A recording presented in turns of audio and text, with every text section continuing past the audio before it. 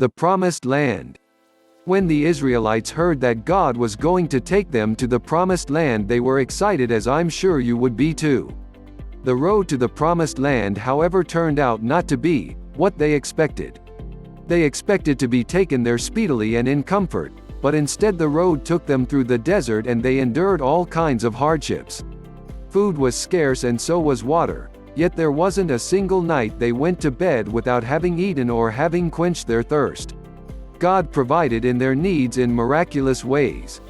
But the people of God were not happy and started to long back to their life in Egypt.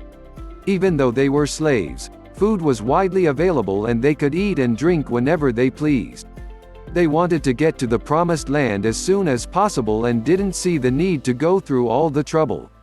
Although the Israelites didn't realize it then, the difficulties they went through had a purpose. It was preparing them for the Promised Land. We always think of ourselves as right and ready for whatever life wants to give us, but the truth is, most of the time we are not. And it is only when we are put in a pressure cooker, if you will, that our true character is formed. And even though we don't like this process when we go through it, we are always glad afterwards. Because hindsight gives us the benefit of looking back from our destination and seeing which was the best route. The story I portrayed happened a long time ago, but is still relevant today.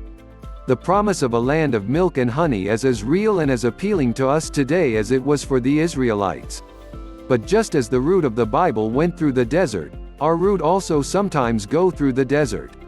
In order to get to the Promised Land, we sometimes have to endure hardships and make sacrifices, which in the end becomes worthwhile. There is the well-known saying, "Easy come, easy go." We all know people who gained instant wealth, and lost it just as instantly. Why is this? Because they were not prepared.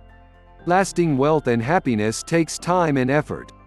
Most people in the world are not happy where they are, but choose to remain there because they want the easy life.